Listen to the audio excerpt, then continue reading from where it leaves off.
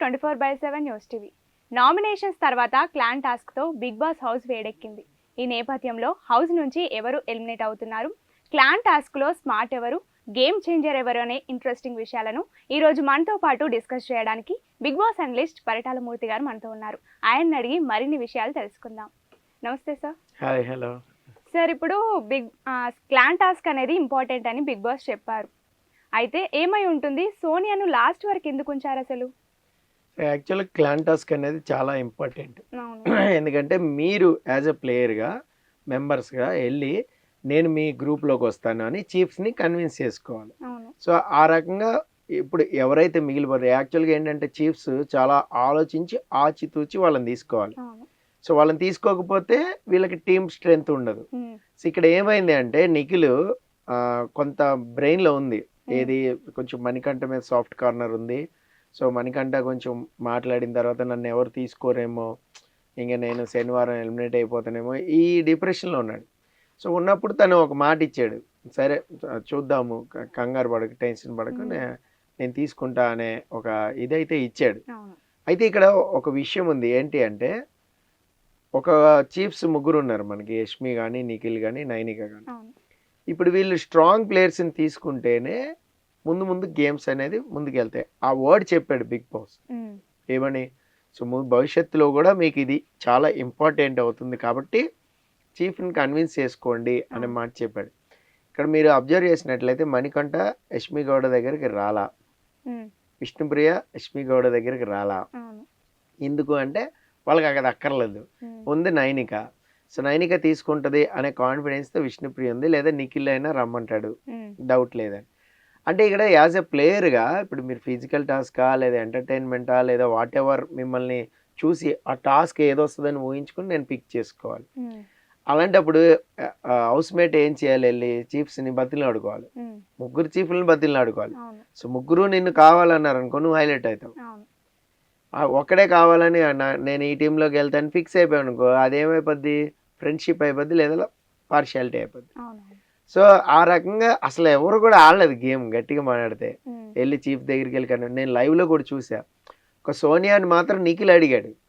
ఇక్కడ ఎలా చీఫ్ ప్లేయర్ని అడిగాడు వెళ్ళి, నా టీంలోకి రాదేదంటే తను ఎస్ చెప్పట్లా, నో చెప్పట్లా. అట్లా నువ్వు యాక్చువల్గా సీతను తీసుకుంటే బాగుంటుంది, నీకు మైండ్ గేమ్ ఆడుతుంది, లేదంటే నువ్వు వేరే వాళ్ళని తీసుకో, పృథ్వీని తీసుకో, ఫిజికల్ స్ట్రాంగ్ ఉంటాడు, ఇట్లా చెప్తుంది. అంటే ఏంటి, తనకి సోనియాకి ఏముంది, తన అపోనెంట్ ఆడాలని ఉంది, నిఖిల్కి ఖచ్చితంగా ఉంది, అది అందులో డౌట్ లేదు. ఆ లైవ్ సినారియోస్ని బట్టి జరిగింది ఇదంతా. అందుకనే బిగ్ బాస్ ఏం చేశాడు, అందరినీ ముందు పంపించి తన్ని లాస్ట్ వరకు ఉంచాడు సోనియాని. ఎందుకు, ఇంకా నిఖిల్ తప్ప వేరే ఆప్షన్ లేనట్టు చేశాడు కావాలని. ఇక నేనేం చేస్తా, నిఖిల్ టీంకే వెళ్తా, కానీ నేను మాట్లాడి వెళ్తా అని చెప్పి. అక్కడ కూడా ఏం చెప్పింది, యాక్చువల్ నువ్వు చాలా కాన్ఫిడెంట్గా ఆడతావు, నీలో కాన్ఫిడెన్స్ ఎక్కువ, నువ్వు అందరినీ గెలుచుకుంటావు, లీడర్షిప్ క్వాలిటీస్ ఎక్కువ, అందరినీ మనసులు దోచుకుంటూ మనుషుల్ని కలుపుకుంటూ వెళ్తావు, అదేదో నాతోనే చెయ్యి, సో నాలాంటి దాన్నే నువ్వు చేసావంటే గొప్ప.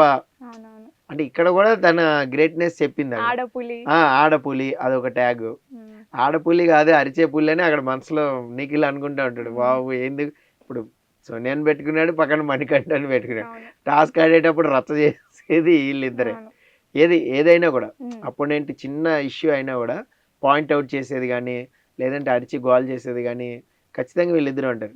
ఇప్పుడు చూడండి, సాటర్డే ఆర్ సండే మనకంటే సేవ్ అయ్యాడు, ఇన్ కేస్ అనుకుందాం, నిఖిల్ టీంలో ఉంటాడుగా, టాస్క్లు జరుగుతాయిగా. సో నేను సేవ్ అయ్యంటే నేను ఆడియన్కి నచ్చుతున్నా కానీ ఆర్గ్యుమెంట్ నచ్చుతుంది కదా అనే ధీమా ఉంటుంది. సో అక్కడ ఆర్గ్యుమెంట్ అది. ఇప్పుడు సోనియా సేవ్ అయింది అనుకుందాం సపోజ్, సోనియాకి కూడా అదే ఉంటుంది. సో వీళ్ళిద్దరి గేమ్ అనేది నిఖిల్ మీద ఖచ్చితంగా ప్రభావం చూపిస్తుంది 100%.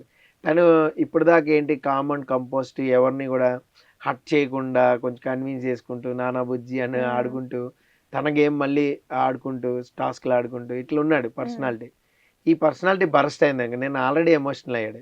ఎందుకు, విష్ణుప్రియ వచ్చి మాట్లాడింది ఏమని, మణికంఠ కంటే నేను తీసి పాడేసానా, నన్ను ఎందుకు సెలెక్ట్ చేసుకోలేదు అంటే నేను ఒక్కదాన్ని ఉండిపోయినా అని ఒకటి ఉంది. నువ్వు మొన్న అన్నావు కదా, రాజ్యంలో అందరినీ చూసుకోవాలి, రాజు అన్నాడు లివ్ అండ్ లెట్ లివ్ అనే కాన్సెప్ట్ అన్నావు కదా, మరి నన్ను ఎందుకు తీసుకోలే అనే ఒక కాన్సెప్ట్ అని తన్ని ఇది చేసింది బాగా. సో నువ్వే అర్థం చేసుకోకపోతే ఎవడు అర్థం చేసుకుంటాడు. ఇప్పుడు మనకంటే నేను ఆల్రెడీ చెప్పాను కాబట్టి, ఆల్రెడీ మాట ఇచ్చాను కాబట్టి అతను కొంచెం లోలో ఉన్నాడు. తనకు ఒక కాన్ఫిడెన్స్ అవసరం, బూస్టప్ అవసరం. ఇప్పుడు ఎవరు తీసుకోలేదంటే ఇంకా వెళ్ళిపోతాడు డిప్రెషన్ కానీ. సో అందుకని బూస్ట్ ఇచ్చానని చెప్పాడు. ఇక అక్కడ కొద్దిగా ఎమోషన్ అయిపోయాడు. అంటే ఇంక బిగిన్ అవ్వకుండానే గేమ్ ఎమోషనల్ అయిపోయాడు. సో ఇంక ముందుకు వెళ్ళే కొద్దీ అయితే చాలా టఫ్ అవుతుంది వీళ్ళిద్దరి వల్ల, మణికంఠ వల్ల కానీ దీని వల్ల. ఇక క్లాన్ టాస్క్లో చాలా బాగా మూవ్ ఆడింది ఎవరంటే ప్రేరణ. ప్రేరణ కావాలని నిఖిల్ అడిగాడు, యష్మి అడిగింది. యష్మి దగ్గరికి వెళ్తుంది ఖచ్చితంగా, ఎందుకంటే తను అది బాండింగ్ ఉంది ఫస్ట్ నుంచి కూడా. అక్కడికి వెళ్తే స్ట్రాంగ్ ప్లేయర్ అవ్వచ్చు.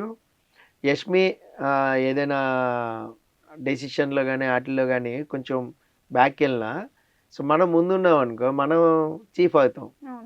ఇప్పుడు మీరు వీక్గా ఉన్నా, మీ టీం వీక్గా ఉంది, నేను మీ దగ్గరికి వచ్చా సపోర్టింగ్ ఆడటానికి, నేనే ప్లేయర్ అవుతా, నేనే కెప్టెన్ అవుతా, మీరు నేను చెప్పినట్టు వింటారు అప్పుడు. అలాగ ఉంటుంది అనమాట. సో అందుకని చెప్పి ప్రేరణ వెళ్ళింది అలాగే. అలాగే పృథ్వీ కూడా ఆలోచించాడు, అలాగే అభయ్ నవీన్ కూడా ఆలోచించాడు. అభయ్ నవీన్ ఎంత స్మార్ట్ చూడండి, ఇక్కడ మామూలు స్మార్ట్ కాదు అది. ఆల్రెడీ నిఖిల్ అడిగండి పాపం, అడిగినప్పుడే చెప్పిండు నేను అటు వెళ్తాను, నాకు కొంచెం ప్రూవ్ చేసుకునే ఛాన్స్ ఉంటుంది అటు వెళ్తే. నిఖిల్ టీంలోకి వస్తే అంటే నిఖిల్ లీడర్షిప్ ఉంటుంది, టాస్క్లో ఏదైనా ప్లానింగ్ తందే ఉంటుంది, ఎగ్జిక్యూషన్ మాత్రమే వెళ్తుంటుంది. సో ఆ క్రెడిట్ అంటాం కదా, ఆ క్రెడిట్ మొత్తం నిఖిల్కి వెళ్ళిపోద్ది. ఇక్కడ ఉన్నాం అనుకో ఎవరి క్రెడిట్ వాళ్ళు మనం తీసుకోవచ్చు. సో అందుకనే అక్కడ యష్మి టీం అనేది అంత బాగా స్ట్రాంగ్ అవ్వడానికి కారణం మనం అటు వెళ్దాము. అంటే తన గేమ్ ఎలా ఆడుతుందో తెలీదు మళ్ళా ఇప్పటి వరకు కూడా. తను కూడా స్ట్రాటజీలు ప్లే చేయొచ్చు, తను కూడా ఏమీ చిన్న చిత్తగా మాట్లాడదు, స్ట్రైట్ ఫార్వర్డ్గానే మాట్లాడదు, లాజిక్స్ కూడా వర్కౌట్ చేస్తుంది. సో ఇక్కడ మైండ్ గేమ్ ఎక్కువ ఆడే ఛాన్స్ ఉంటుంది అక్కడ యష్మి గౌడ దగ్గర. అలాగే ఫిజికల్గా ఏదైనా పోటీ వస్తే ముందుకెళ్ళి ఆడడానికి పృథ్వీనే ఉంటాడు. నేను చూడండి గోల్స్ ఆపడంలో తనే మెయిన్. సో అక్కడ తెలిసిపోద్ది. ఇప్పుడు అభయ్ నవీన్ గోల్ వేయబట్టే కదా అక్కడ టీం గెలిచింది. సో ఈ ఎక్స్పోజ్ ఉంటుంది, అందుకనే ఆ మూవ్ తీసుకున్నాడు Abhay Naveen. So excellent move, అది స్మార్ట్ గేమ్, అది డౌటే లేదు. నిన్న తను ప్లేయర్ కింద వెళ్ళాడు, గోల్ కొట్టాడు, ఆ స్కోప్ వచ్చింది. ఇది నిఖిల్ దగ్గర ఉంటే ఆ స్కోప్ రాదు. నిఖిలే ఉంటాడు ఇక్కడ గోల్ కీపర్ కింద, లేదా నిఖిలే గోల్ కొడతానికి వెళ్తాడు. దట్స్ అలా ఆలోచించాలి. ఏదైనా మనకి పొద్దున్న టాస్క్లు ఏం రావచ్చు, సో మనం క్లాన్ ఎంచుకుంటాంలో స్మార్ట్నెస్ అనేది చూపించాలి. ఇక్కడ విష్ణుప్రియ కొంచెం అంతకుముందు మీకు లైవ్లో జరిగింది చెప్తా, అది టెలికాస్ట్ అవ్వలేదు. ఏంటంటే అందరు లైన్లో నుంచినారు, క్లాన్స్కి ముందుకు వెళ్తా ఉన్నారు. వెళ్తుంటే విష్ణుప్రియ బిగ్ బాస్ ఇప్పుడు నన్ను ఈ ముగ్గురు తీసుకోపోతే నేను ఏం చేయాలి అని అడిగింది. బిగ్ బాస్ని అందే, 2 సార్లు అందే. అనేసరికి బిగ్ బాస్ కావాలని అనుకున్నాడేమో. విష్ణుప్రియ ఎలా ఉన్నప్పుడు ముగ్గురు నేను అనుకున్నదే జరుగుతుందని మనసులో అనుకోవడం, నేను ఏదైతే అనుకున్నానో అదే జరిగింది అని. అందుకనే కొంచెం ఫీల్ అయింది. బట్ నైనిక ఎంటర్టైన్మెంట్ టాస్క్ ఉంటే విష్ణుప్రియ బలం. విష్ణుప్రియ ఎంటర్టైన్మెంట్ అసలు ఇరగదీసేస్తుంది, అందులో డౌట్ లేదు. ప్లస్ ఫిజికల్ టాస్క్ వచ్చినా లేడీస్తో ఆడగలిగే స్ట్రెంగ్త్ ఉంది అంటే ఇప్పుడు సో నైనిక బాగా ఆడుతుంది, అలాగే విష్ణుప్రియ ఆడగలుగుతుంది, డౌటే లేదు ఖచ్చితంగా. ఇంకా సీత కూడా బాగా ఆడగలుగుతుంది. ఫిజికల్ టాస్క్ ఏదైనా వస్తే ప్రేరణ బ్రహ్మాండంగా ఆడుతుంది. సో వీళ్ళ నలుగురిలోనే మంచి పోటీ టఫ్ ఫైట్ ఉంటుంది ఉమెన్కి. సో మెన్కి వచ్చేసరికి పృథ్వీ బాగా ఆడుతుండు, నబీల్ బాగా ఆడుతుండు, నవీన్ కొంచెం పర్లేదు అనిపించాడు, నిఖిల్ బాగా ఆడతాడు. సో ఈ టఫ్ ఫైట్ వాళ్ళకి ఉంటుంది. సో మీకు శేఖర్ భాష అండ్ ఇంకా ఆదిత్య ఓం అంటే అంత పోటీ పడి ముందుకు దూసుకుపోలేరేమో కానీ, సో బట్ వాళ్ళు కూడా ఆడగలుగుతారు, ఏబుల్ టు డూ. సో చూద్దాం, బ్యాటిల్ అనేది ఇప్పటివరకే క్లాన్స్ బాగానే ఉన్నాయి. కొంచెం నిఖిల్ది కాస్త వీక్గా ఉంది, బట్ ఎంటర్టైన్మెంట్ పరంగా వస్తే వాళ్ళు దున్నేస్తారు, ఎందుకంటే బేబక్ ఉంది కాబట్టి. సో బేబక్ ఎంటర్టైన్మెంట్ ఫుల్ కదా, ఫుల్ ఆఫ్ ఫన్ టాస్క్ వచ్చింది అనుకోండి వాళ్ళకి ఎక్కువ మార్కులు వస్తాయి. ఫన్ టాస్క్ అయితే ఓకే, మరి గేమ్స్ ఆడేది అందరూ వీక్ గానే కనిపిస్తున్నారు, మరి నిఖిల్ నెట్టుకొస్తాడా? ఈజీగా, ఎందుకంటే తను ఫిజికల్ స్ట్రెంగ్త్ ఉంది, తను ఆడగలుగుతాడు. మణికంఠని పెట్టుకుంటాడు సపోర్టింగ్, లేదంటే సపోర్టింగ్ సోనియా వస్తుంది. సోనియా ఫిజికల్ స్ట్రెంగ్త్ ఏంటనేది మనం ఇంతవరకు చూడలేదు. సో ఖచ్చితంగా గేమ్ ఆడగలదని నేను అనుకుంటున్నా. ఖచ్చితంగా ఆడుతుంది, ఆడితేనే స్కోప్ అప్ అవుతుంది, ముందుకెళ్తుంది. సో ఎంటర్టైన్మెంట్ టాస్క్ వచ్చినా వాళ్ళు రెడీగానే ఉంటారు.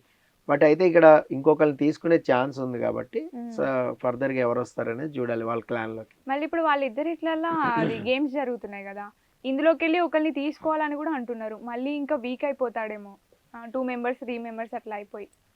అట్లా ఏమి ఉండదు. ఒకళ్ళు ఖచ్చితంగా తీసుకుంటారు. ఒకవేళ తీసుకుంటే మణికంఠన్ అయితే తీసుకోరు. సోనియానే స్వాప్ అయ్యే అవకాశం ఉంటుంది, లేదా బేబక్క. సో బేబక్కనే కూడా తీసుకోవచ్చు. వీక్ అయినా కూడా ఇప్పుడు చూడండి, చిన్న బడ్జెట్తో ఒక సినిమా తీసాం, సూపర్ హిట్ అయింది, పేరు వస్తుందిగా అద్భుతంగా, ఆ వ్యూస్ మార్జిన్ వస్తుంది. హెవీ బడ్జెట్ పెట్టేసాం సినిమాకి అనుకోండి, హిట్ అయింది, ఆ డబ్బులు వచ్చినాయి.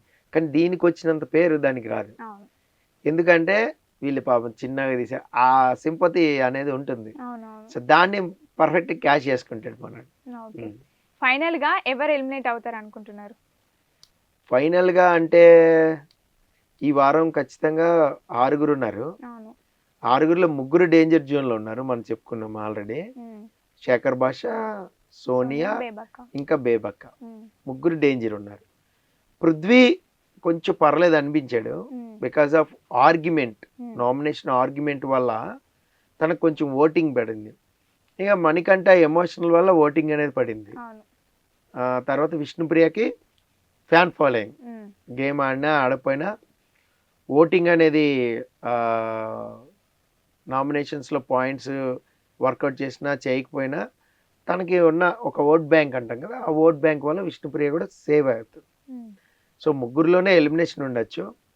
మేబీ ఏమైనా బేబక్క ఎలిమినేట్ అయిపోద్దా ఫస్ట్ వీక్ అని నాకు అనిపిస్తుంది. సో చెప్పలేం మరి. సోనియా ఆర్గ్యుమెంట్ పరంగా బాగుంది, ఇంకొన్ని వారాలు ఆడితే బాగుంటుంది. అలాగే శేఖర్ భాష మంచి ఫన్ జనరేట్ చేస్తున్నాడు. మిగిలింది బేబక్క. సో బేబక్క కొంచెం ఓటింగ్ కూడా తక్కువే ఉంటుంది చాలా సైట్స్లో. సో మరి దాన్ని బట్టి మనం ఈ ఎండ్ వరకు ఉంది కాబట్టి, నైట్ వరకు ఉంది కాబట్టి ఓటింగ్ అనేది, సో నైట్ ఓటింగ్ పోల్ అయిపోయిన తర్వాత క్లియర్ పిక్చర్ అనేది వస్తుంది. Okay sir, thank you sir. Thank you.